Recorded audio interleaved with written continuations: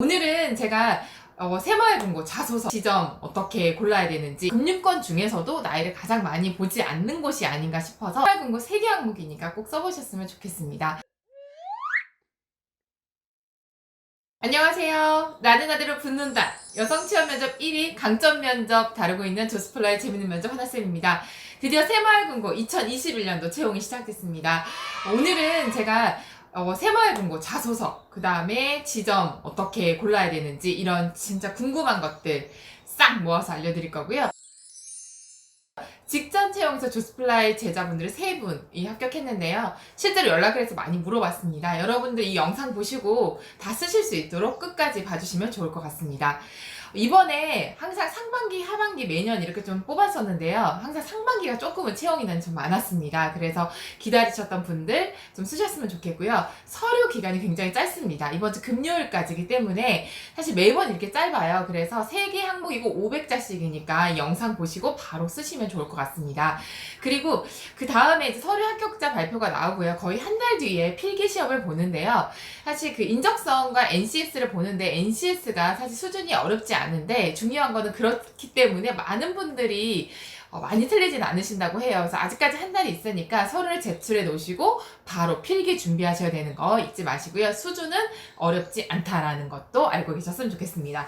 그리고 가장 많이 물어보는 게 나이 보냐 이런 얘기 많이 물어보시는데 30대 합격생 저희 있고요. 금융 자격증 없으신 분도 굉장히 많습니다. 새마을금고가 그러니까 마을금고이기 때문에 서비스 역량이라든지 다른 직종에서 근무하셨던 분들도 굉장히 좋아하거든요. 그래서 저희는 사실 다양한 직종에서 근무하셨던 분들이 많이 붙었기 때문에 금융권 중에서도 나이를 가장 많이 보지 않는 곳이 아닌가 싶어서 도전 다 하셨으면 좋겠습니다. 그리고 이제 좀 몇 가지 팁을 드리면요. 사실 가까운 지점으로 쓰시는 게 가장 유리해요. 왜냐하면 지역도 잘 알기도 하고 사실 이제 출퇴근도 고려하시기 때문에 가까운 쪽으로 지원하셨으면 좋겠고요.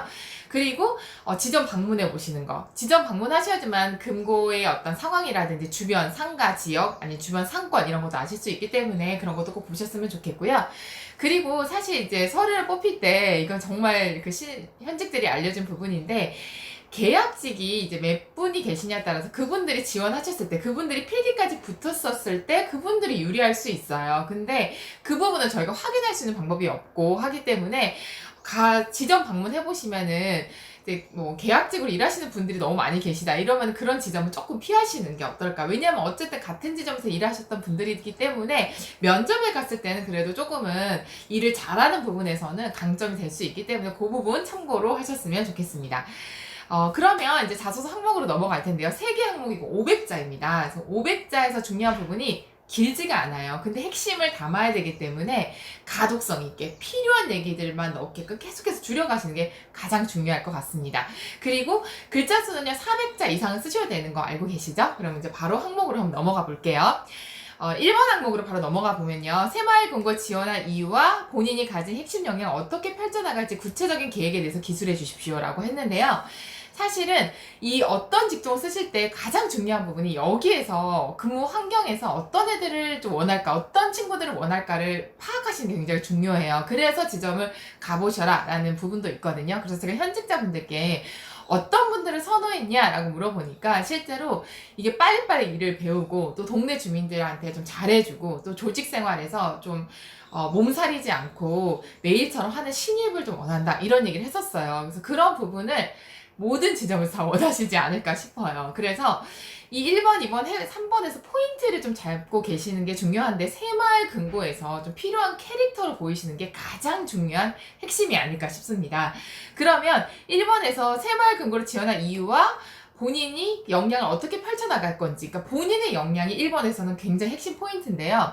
이 부분은 사실 여러 가지를 다 얘기를 할 수가 있어요. 하지만 내가 근거로 잡을 수 있는 얘기가 있는 얘기를 하셔야 되겠죠. 그래서 예를 들면 그동안의 금융 자격증이나 금융적인 지식을 쌓아오신 분들은 어떤 전문 지식 같은 부분에서 금융 지식을 통해서 어떻게 정확한 정보를 제공할 것인지, 그걸 어떻게 여기에서 구체적으로 계획할 건지, 이루어 나갈 것인지를 쓰시면 될 것 같고요.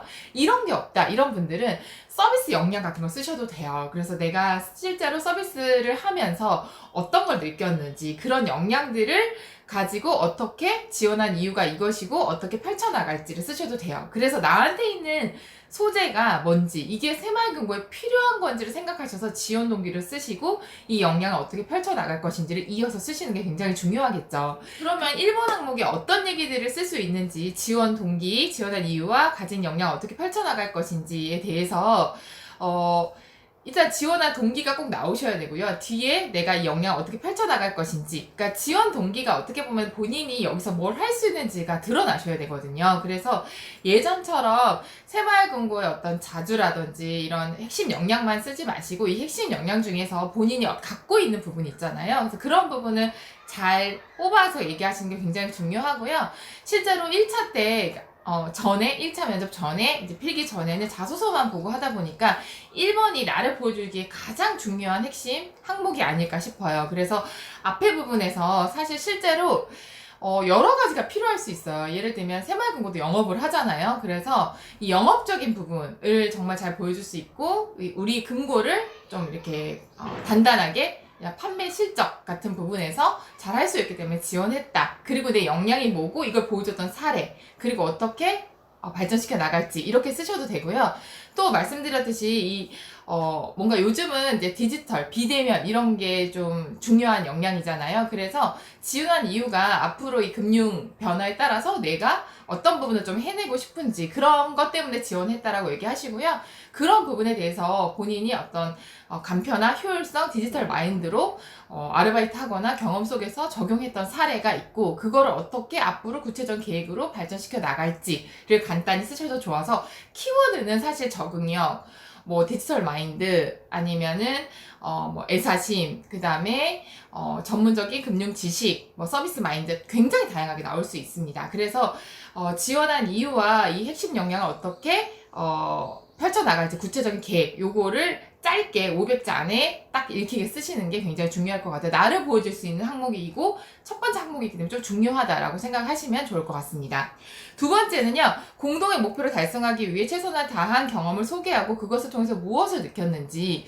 이번 항목에서 중요한 거는 공동의 목표 달성이에요. 그래서 금고 바이 금고인 거 알고 계시죠? 금고마다 규모도 틀리고 급여도 틀리고 자산도 틀립니다. 그렇기 때문에 자급자족 잘 해야 돼요. 그래서 중요한 거는 어떤 성과가 나오시게 쓰시는 게 굉장히 중요합니다. 그리고 제일 좋은 부분은 제가 항상 말씀드리지만 사회생활을 했던 걸 듣고 싶어 하세요. 근데 정말 없으시다. 이런 분들은 대외활동이나 다른 거를 쓰셔도 좋지만 이 공동의 목표를 위해서 난 어떤 포지션이었고 어떤 노력을 했고 그걸 통해서 깨달은 것까지 나오셔야 되기 때문에 내가 이 공동의 목표를 달성한 부분에 어떤 부분에 기여를 했는지, 이왕이면 작은 달성이라도 달성했던 예를 쓰시는 게 굉장히 중요합니다. 네, 3번으로 넘어가 볼게요.